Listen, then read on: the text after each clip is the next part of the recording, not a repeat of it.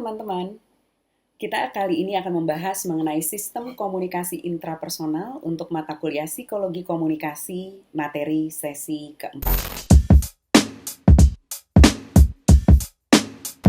Tujuan pembelajaran untuk sesi keempat ini adalah mahasiswa dapat memahami aspek psikologi komunikasi dalam sistem komunikasi intrapersonal yang terdiri dari sensasi, persepsi, dan memori. Komunikasi intrapersonal sendiri sebetulnya prosesnya meliputi 4 tahap ya, sensasi, persepsi, memori, dan berpikir. Tapi untuk berpikir kita akan bahas di materi sesi kelima secara terpisah. Jadi untuk materi sesi keempat kita hanya akan fokus untuk proses sensasi, persepsi, dan memori. Sebelum kita membahas satu persatu, mari kita ingat kembali apa sih yang dimaksud dengan komunikasi intrapersonal. Komunikasi intrapersonal adalah proses pengolahan, penyimpanan, dan penghasilan kembali informasi oleh individu. Komunikasi intrapersonal ini sifatnya sangat-sangat individual. Artinya mungkin kita sama-sama mengkonsumsi pesan yang sama dengan teman kita. Tapi makna pesan yang kita terima atau yang kita bentuk akan berbeda dengan teman yang lain. Walaupun stimulusnya atau rangsangan yang dikirimkan dari pengirim pesan itu sama. Tapi karena kita adalah individu yang berbeda, maka kita akan memiliki sistem komunikasi intrapersonal yang unik dan berbeda-beda antara satu individu dengan individu yang lainnya. 4 proses dalam komunikasi intrapersonal itu adalah yang pertama dimulai dengan sensasi. Sensasi adalah proses menangkap stimuli.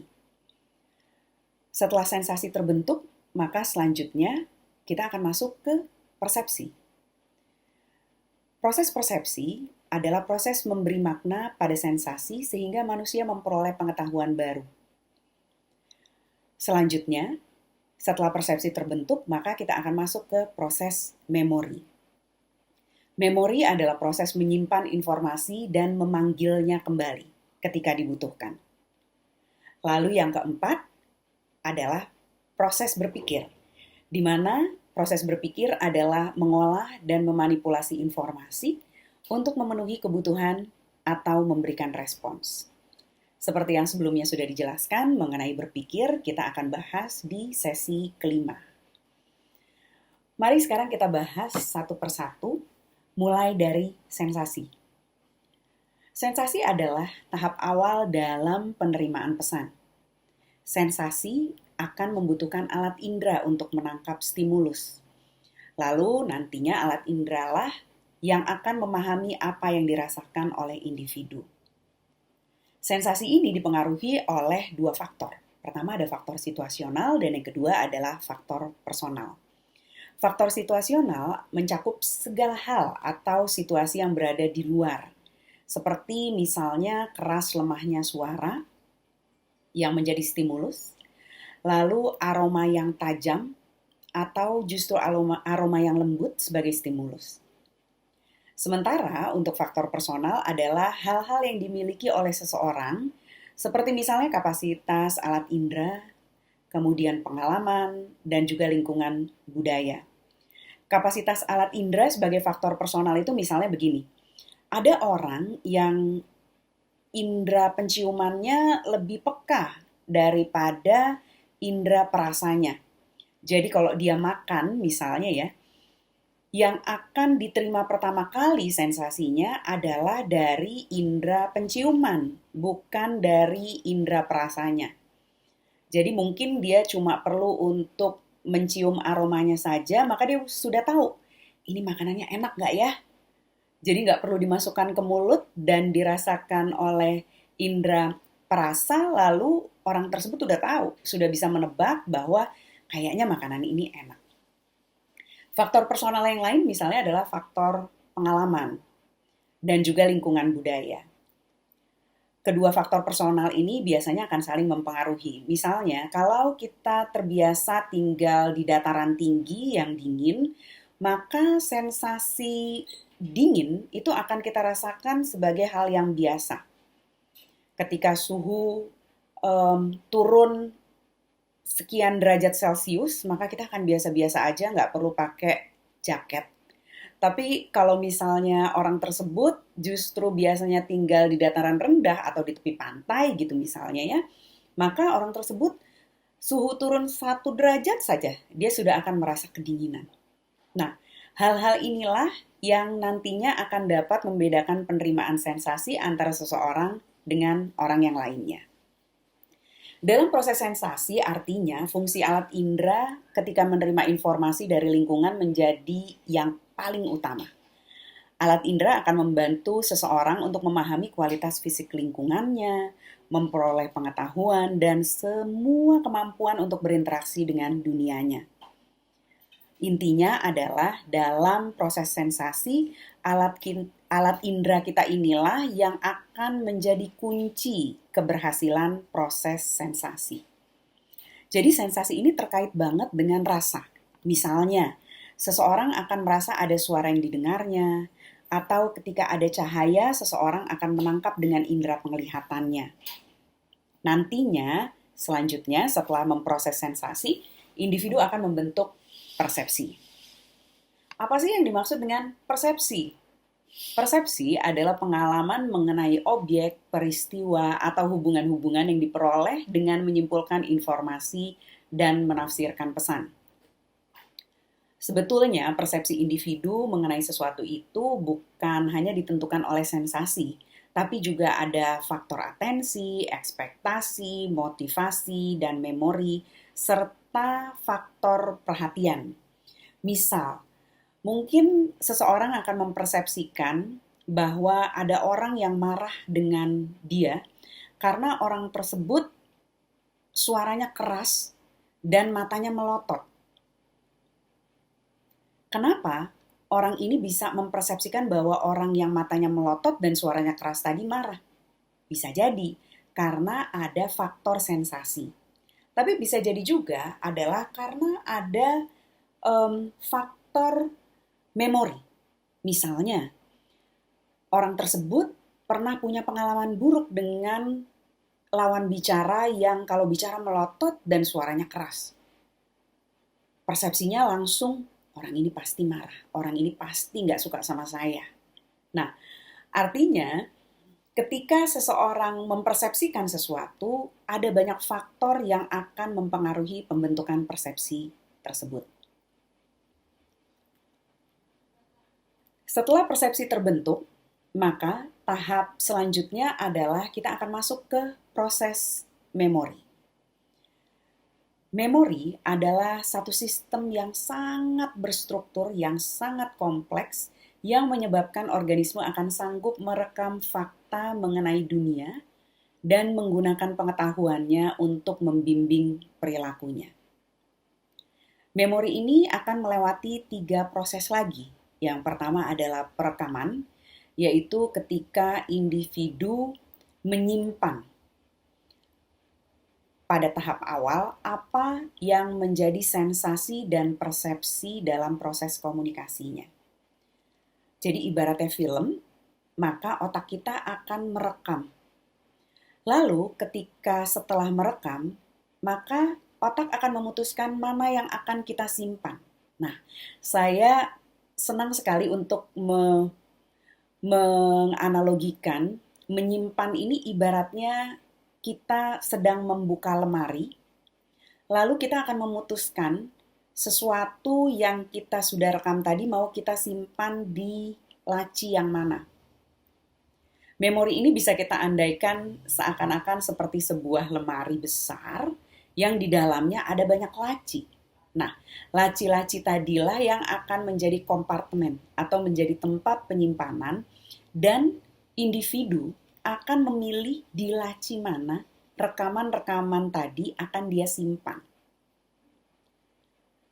Lalu setelah disimpan, satu saat nanti memori tersebut akan dipanggil. Barangkali pertanyaannya lalu adalah, apakah semua yang kita rekam lalu kita simpan akan selalu dipanggil? Jawabannya belum tentu. Dalam tahap perekaman dan penyimpanan, individu tidak akan menyadari pekerjaan memori. Jadi dia berlangsung secara sangat mekanis, secara otomatis lah gitu ya, kurang lebih. Jadi kita nggak sadar kalau masih dalam tahap perekaman dan penyimpanan. Individu baru akan mengetahui memori ketika masuk ke tahap pemanggilan. Jadi contoh misalnya, tadi kita kembali ke kasus di mana ada seseorang yang merasa temannya kalau bicara keras dan matanya melotot itu artinya marah. Kita sebut saja si individu ini adalah si A. Si A menganggap temannya sedang marah. Kenapa? Karena suaranya volumenya keras. Lalu ekspresi wajahnya itu matanya melotot. A mempersepsikan bahwa lawan bicaranya sedang marah. Kalau kita memahami kenapa A menjadi seperti itu persepsinya mengenai lawan bicaranya, kita bisa kaitkan dengan memori. Bisa jadi ada satu masa atau barangkali serangkaian masa di mana A merekam peristiwa yang kurang lebih sama dengan yang dihadapinya ketika berhadapan dengan lawan bicaranya tadi, dan kemudian menyimpan ke dalam salah satu laci di lemari memorinya. Dan saat lawan bicaranya berekspresi melotot, lalu volume suaranya keras, maka memori tersebut akan secara sengaja atau tidak sengaja terpanggil. Sehingga proses perekaman dan penyimpanan yang oleh A tidak disadari tadi, ketika masuk ke tahap pemanggilan, dia hanya mengingat bahwa siapapun yang bicara dengan volume keras dan dengan ekspresi mata yang melotot, itu artinya sedang marah. Untuk bisa mengetahuinya, kenapa ya kok A berpersepsi seperti itu sampai memorinya mengenai orang yang melotot dan suaranya keras pasti orang itu sedang marah, terpanggil, perlu untuk diproses oleh A secara mendalam. Karena kadang-kadang ada memori-memori tertentu yang oleh seseorang memang tidak disadari sudah tersimpan. Karena tadi seperti yang kita sudah bahas ya, bahwa proses perekaman dan penyimpanan dalam proses memori itu berjalan mekanis dan otomatis. Jadi kita nggak sadar. Sampai muncullah satu trigger atau satu pemicu sampai kemudian individu tersebut menjadi mengingat. Contoh yang lebih ekstrim adalah pada kasus orang-orang yang mengalami trauma berat.